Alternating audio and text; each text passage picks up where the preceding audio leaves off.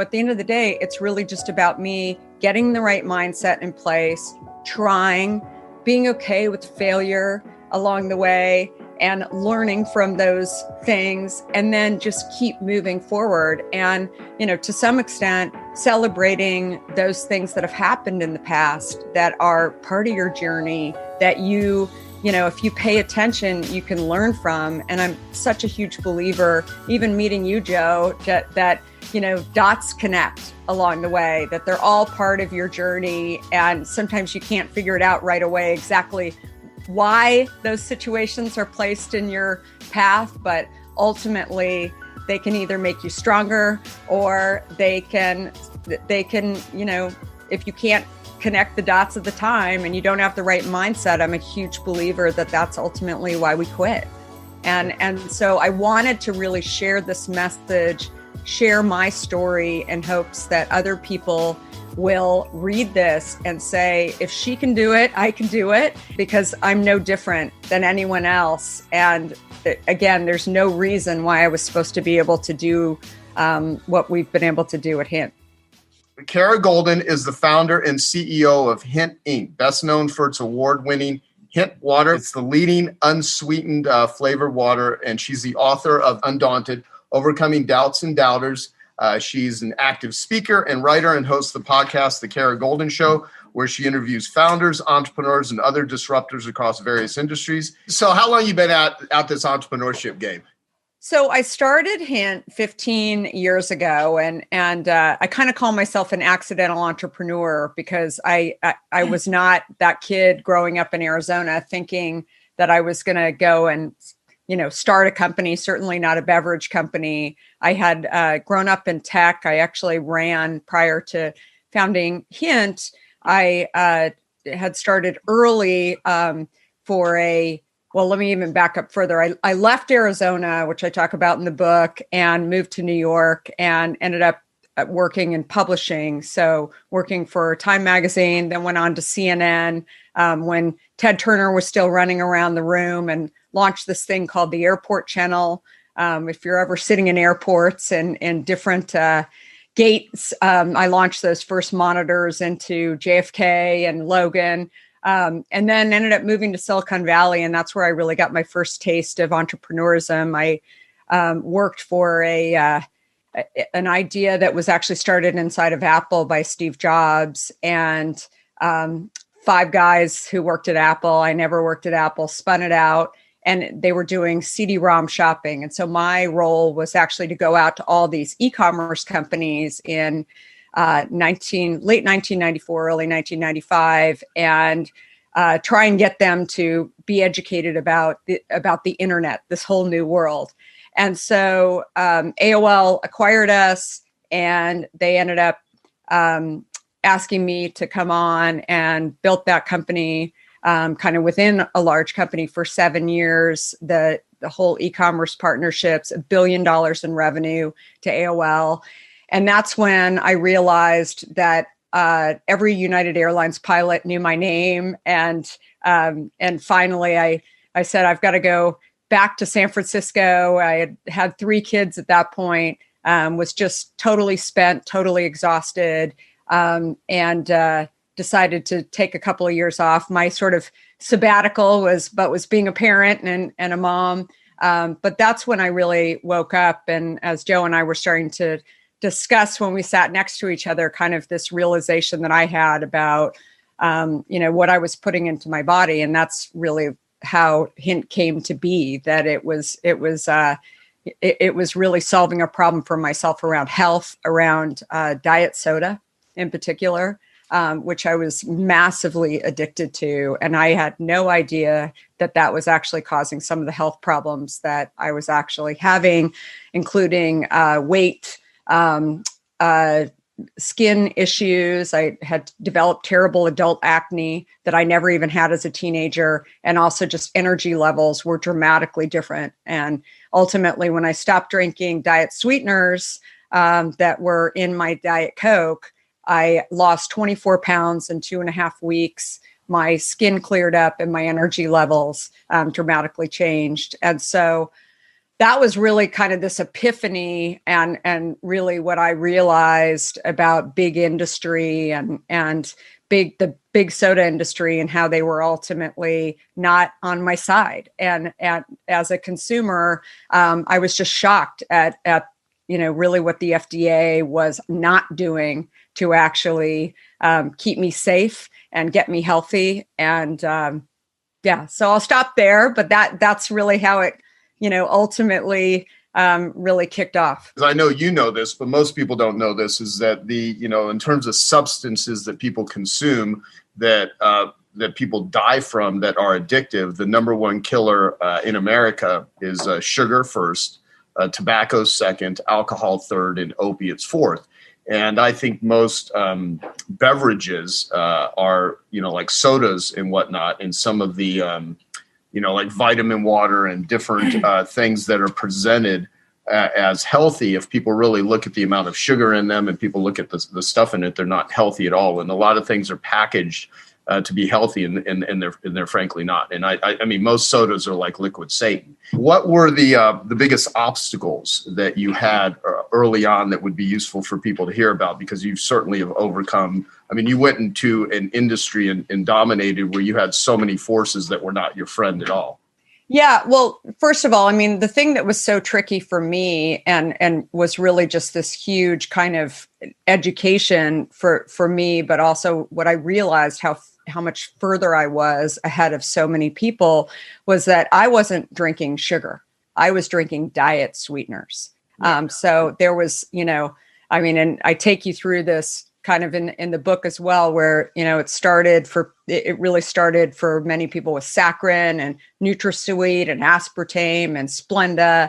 And today it's stevia, and how, so many people today are, thinking that they're actually doing better for themselves versus actually, really training their brain to be addicted to the substance. And so when I started Hint in 2005, that was really the epiphany. There were, just as an example, 2% of the population had this thing called type 2 diabetes back in 2005. Today, 45% of the population has type 2 diabetes or prediabetes. And most of those people claim to be drinking diet or being kind of fooled, to your point, by this whole idea of vitamin or low fat or, that world. So again, like, this is what I saw back, then. I had no business being in this industry because I was a, media and a tech executive.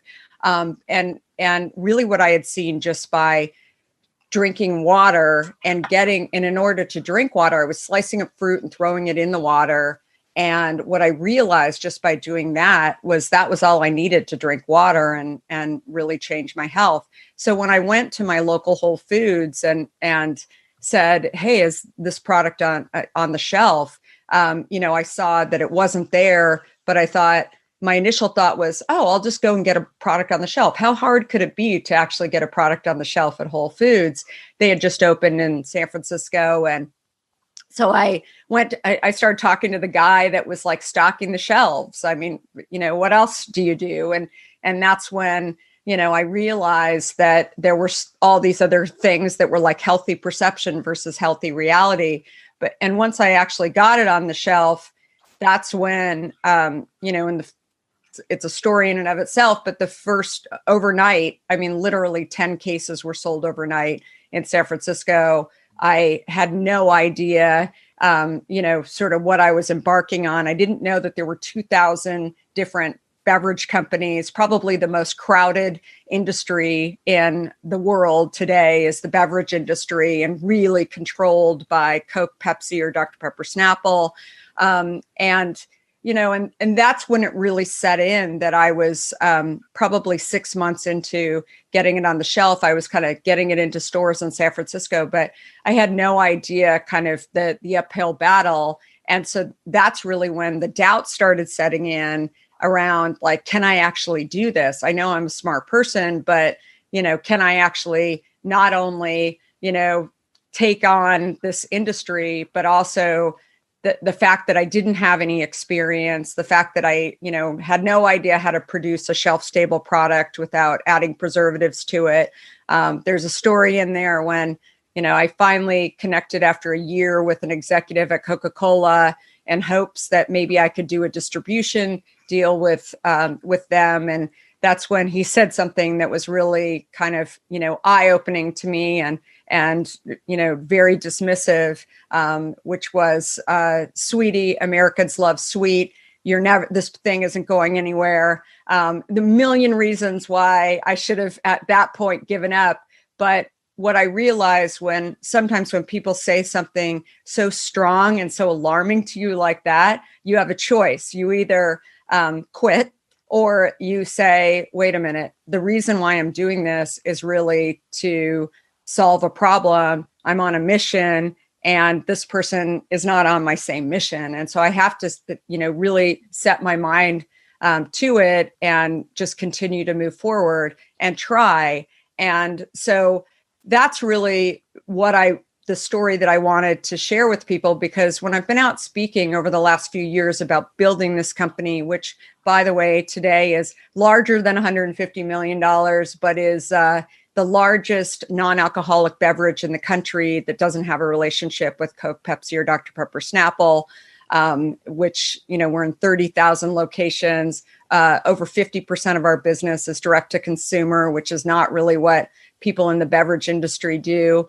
But what I realized is that everybody would ask me, like, how did you do it? Obviously you didn't have any doubts, you didn't have any fears, you didn't have any failures. You were just perfect. Like, you just went and did it. And so I would share these stories about all these doubts, about, the Coke executive sharing that there was no way I was going to do it, be really condescending along the way. And I thought, at the end of the day, it's really just about me getting the right mindset in place, trying, being okay with failure along the way, and learning from those things, and then just keep moving forward. And, to some extent, celebrating those things that have happened in the past that are part of your journey that if you pay attention, you can learn from. And I'm such a huge believer, even meeting you, Joe, that, dots connect along the way, that they're all part of your journey. And sometimes you can't figure it out right away exactly why those situations are placed in your path, but ultimately they can either make you stronger, or they can, if you can't connect the dots at the time and you don't have the right mindset, I'm a huge believer that that's ultimately why we quit. And so I wanted to really share this message, share my story, in hopes that other people will read this and say, if she can do it, I can do it. And because I'm no different than anyone else. And again, there's no reason why I was supposed to be able to do what we've been able to do at Hint.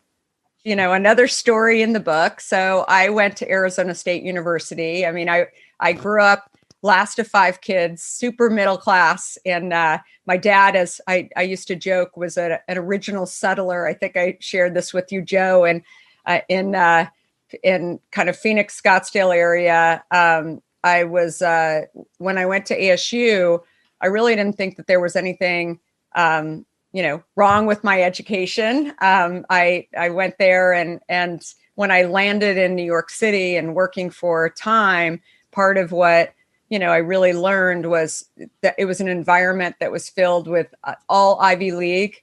And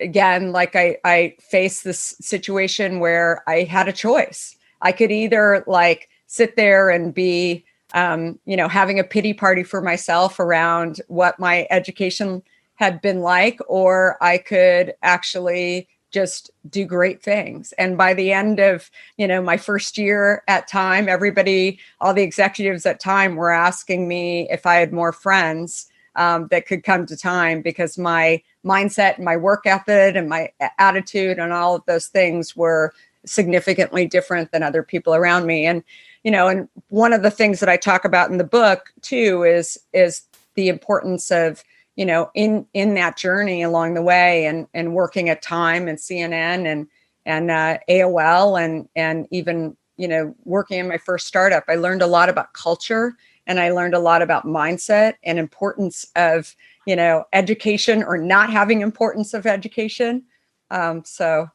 So, Kara, I've always had this funny thing where I think most people get up every day and just bumble their way through life, including myself. I've spent so much time with very successful people, and I've yet to find someone that really, there are some that are like super OCD and very structured, but for the most part, most of the successful entrepreneurs I know, they still feel like they're in the middle of a startup. So how would you describe, what is like your typical day like? So the one thing that I have to do every single day is hike. So I live in Marin County, and that's what I do. I beyond that, I have one or two things. That's another thing that I talk a lot on when I'm out speaking, is that I think actually having too many things to do, actually you set yourself up for failure. So I think that falls into what you're talking about, Joe, that it's like, have one or two things and celebrate that you actually got those things done. Have a goal down the line, but that doesn't mean that you don't have small things that you ultimately want to achieve, so that you can actually really assess what you are accomplishing. What did writing the book do for you? What did it do for your thinking? So that's another thing. I didn't plan on being an author. It was never on that list that I wanted to eventually do. This was a journal for the last 4 years. So I was spending a ton of time on planes and in crappy hotels and faraway places. Where we're launching Hint. And so I started just journaling and sharing stories. And really the key thing that I found along the way is that, most successful people, most entrepreneurs, also, they may ask for the 1, 2, 3, how I do it. But I feel like what really gets people to think about their own situation is actually hearing other people's stories on how they ultimately did it. And so by telling my stories about, how do you get out of the gate? How do you, take on large companies? How do you, get your mindset back when you fail? All of those types of things are stories that I really share in the book. And so when I, ultimately went out and decided to publish this book, I had over 600 pages. Frankly, I have another book already done, because we had to whittle it down to like 200 pages. This book will not, like I said, tell you the 1, 2, 3 of this is how you do it. What this book will do is actually share stories about different topics, including, when you don't feel good enough, when you don't know exactly what you're doing. I have a huge belief that actually being authentic and really just sharing with people, like, I don't know how to do that, right? There's a little bit of fake it till you make it along the way, but then there's also the, people think that I've got to, like, if I'm sitting there trying to actually launch a beverage at Whole Foods, of course I've got to pretend that I know what I'm doing. I actually got so much further by sharing with people.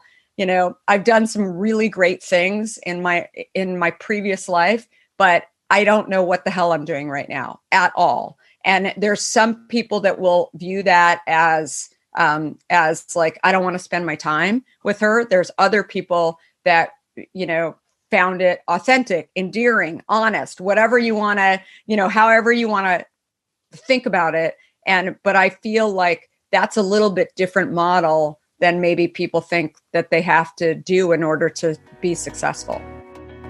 Hey, I hope you're enjoying this video, and I want to let you know that I have a new book that's come out, and if you'd like to get it absolutely free, there's a link below in the description, or you can wait till the end of this video, or you can simply go to joesfreebook.com and you can get a copy there.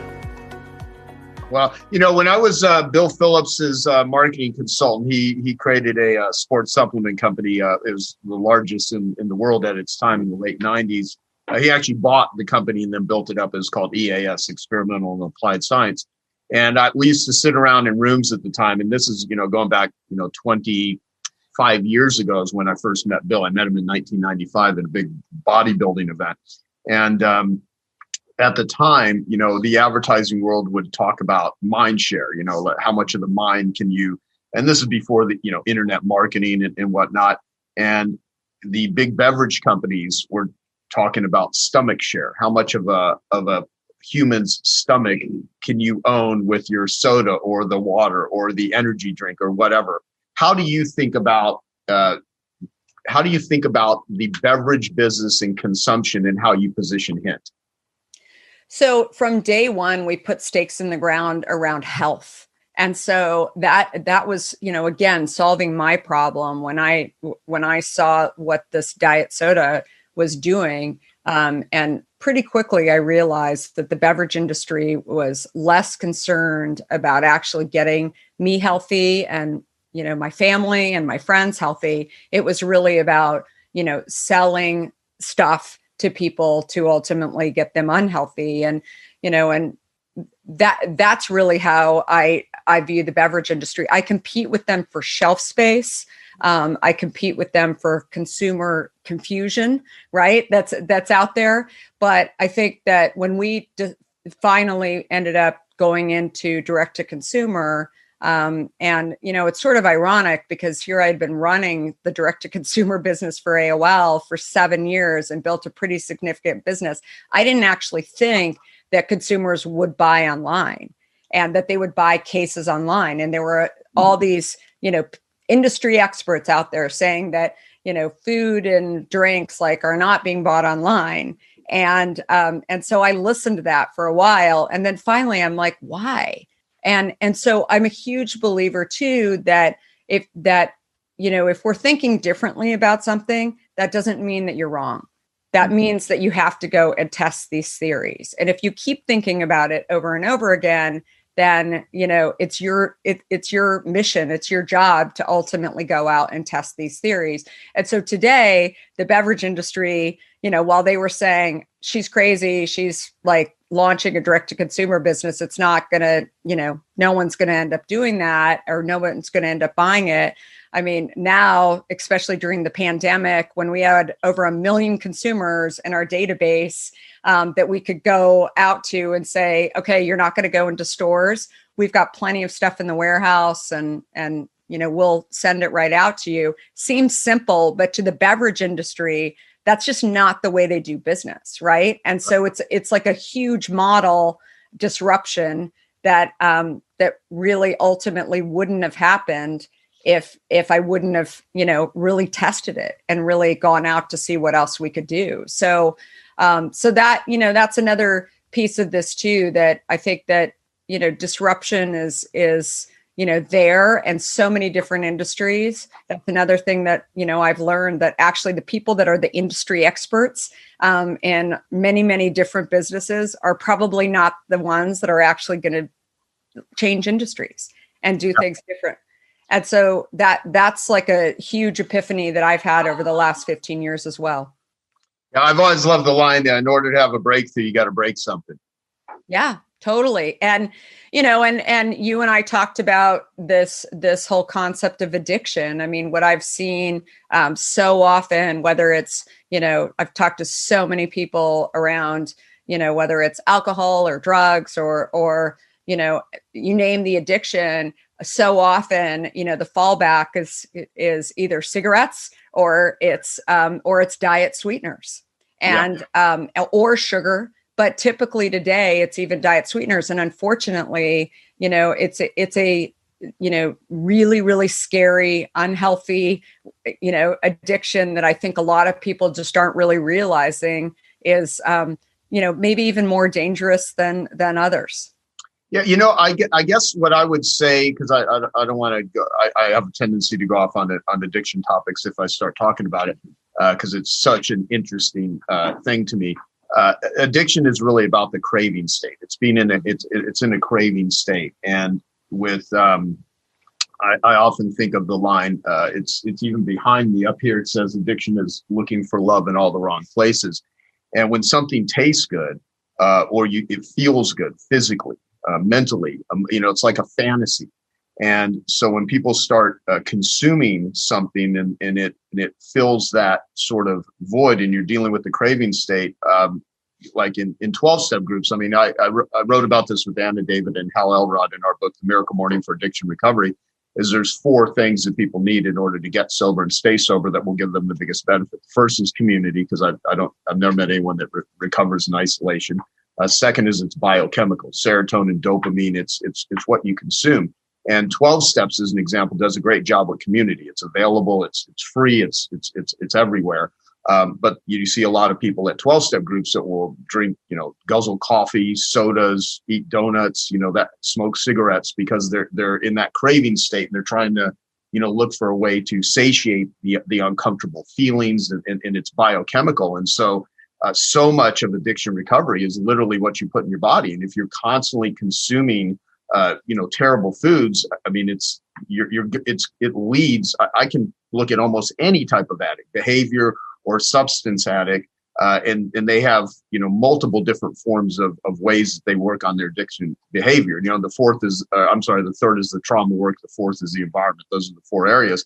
But so much of this has to do with what you consume and what you put in your body. And if you're with Hint, what is Hint made out of? So it's just fruit and water. So we're using the skins and oils of fruit. We don't use flavor houses. I mean, that was sort of another epiphany that I had. I was asking that question back in 2004 when I was thinking about this. And, so many, like vitamin water, just as an example, in addition to all the sweeteners and lots of other stuff that they have in the product, the actual flavor that they put in, where it might be like dragon fruit, for example, where it says dragon fruit on there, it could have like cockroach wings or bone marrow in order to actually create these flavors. So I just wanted fruit. I just wanted, something that was like vegan, not that I'm vegan, but something that was like actually descriptive to the actual fruit flavors that were in drinks. And I couldn't believe how far off so many of these products were. And so we don't use flavor houses. We create all of our own extracts. We use the skins and oils of the fruit. And they're in, huge vats that we actually send into all of our production. That is, just like 2 to 3 drops per bottle. It ends up that there's no calories in the product, but that wasn't the purpose of it either. So it was really about creating something that was real, that just gave a little bit of flavor hint to the actual product. What's fascinating, a few years ago, we actually launched a sunscreen that some of you guys may have had. It's pretty amazing. It's got no oxybenzone in it. We use the essences from the water to actually scent the sunscreen. And it was funny when we launched that, the people that were the most upset with us for launching it were the people in the beverage industry. Our consumers actually came back to us and said, oh my gosh, I was waiting for you guys to launch these new categories. And 2 weeks after we launched the sunscreen, some major sunscreen companies started putting no oxybenzone on their labels. They actually started reformulating.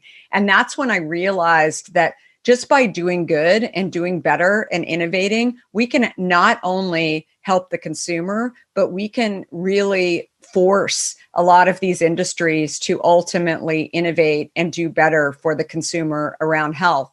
And so there's a lot of examples right now, not even just in the beverage industry, where, some people will say, oh, you guys are getting knocked off. I mean, what we really believe is we're not only building a brand and really changing categories for the better, but we can show these large companies, how to ultimately do that. So we've been approached over the years by not just the typical beverage companies, but many other companies, including the way that we ultimately do business and the way that we have that relationship with our community and with our customers, but also with the data around, how do we ultimately help people get healthy I've learned about entrepreneurism, and frankly, I learned a lot from the tech industry in terms of just kind of mindset too. And I know, Joe, you've had some time there as well, but I feel like it was a very different mindset than like the food and beverage industry that felt like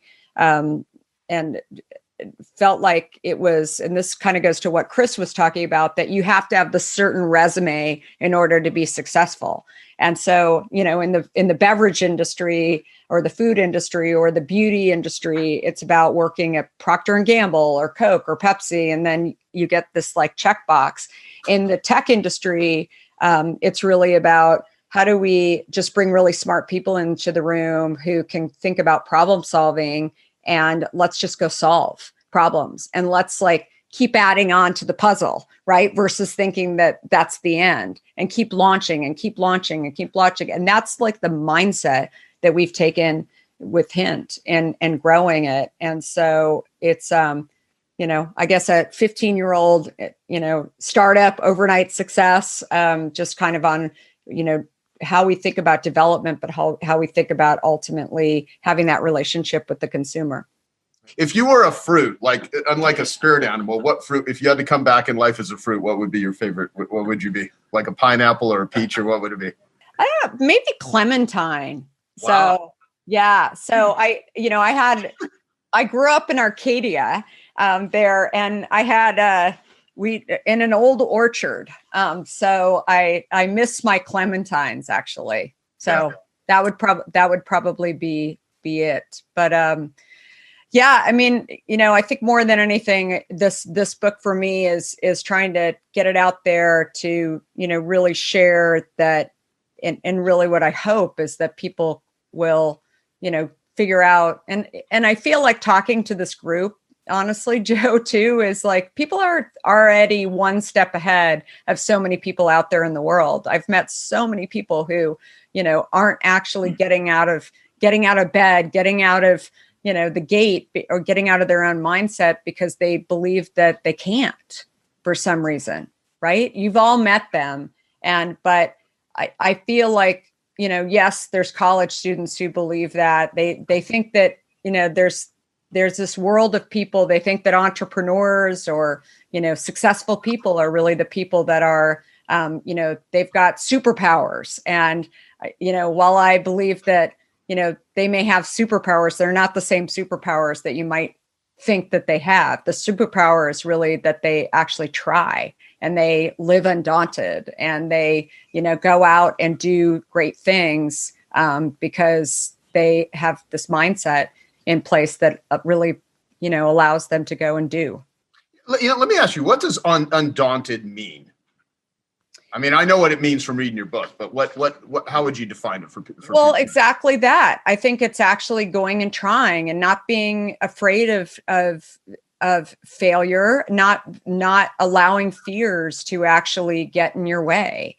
And so one of the stories that I have in the book too is one around the Grand Canyon. So I have a huge fear of heights, and I've had it my whole life. And it's something that, when people used to ask me to go do something that, had a height situation in it, I would just say, no, I don't really feel like doing that. And then a few years ago, I decided to own the fact that I actually have this fear. And every single year I tackle that fear. And I don't allow it to control my life.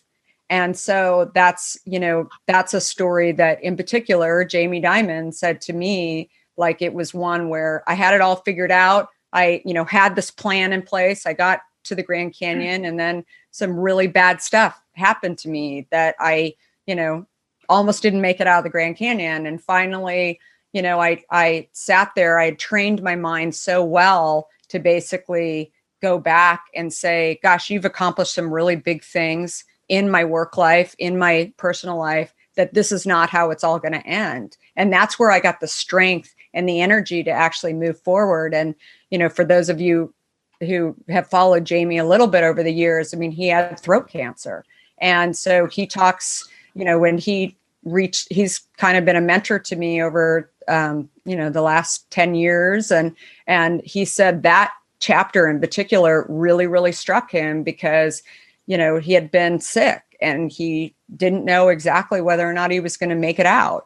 And then finally he said, wait, this is not going to get me. I've done some really amazing things in the world and in the world of business. And this is where I have to, set myself, right in order to move forward. So being undaunted is really not being afraid. And if you are afraid of things, figure out what those things are, maybe even tell your community that you're afraid of these things. And you've got to figure out how to not live afraid, how not to live, daunted and really, and then continue to stay undaunted.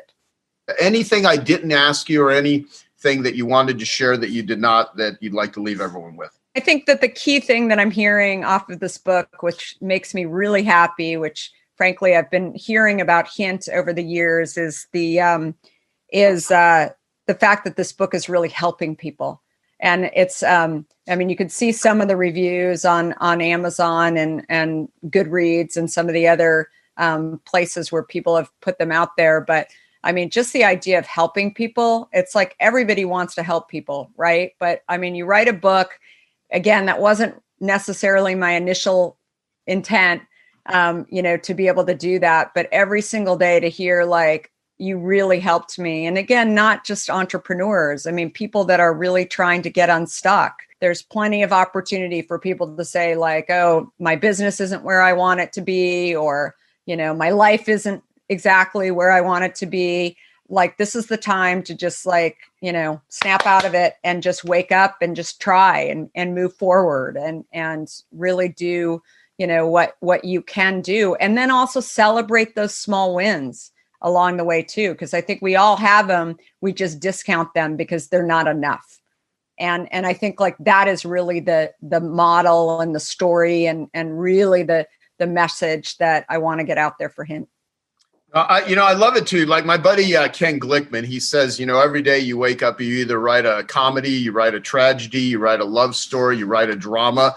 You're the CEO of your life. And the whole notion of books, one thing that's become abundantly clear to me is that everyone here in Genius Network has a book, a message, a story that will encourage and inspire people. And I don't want people just to do this for marketing.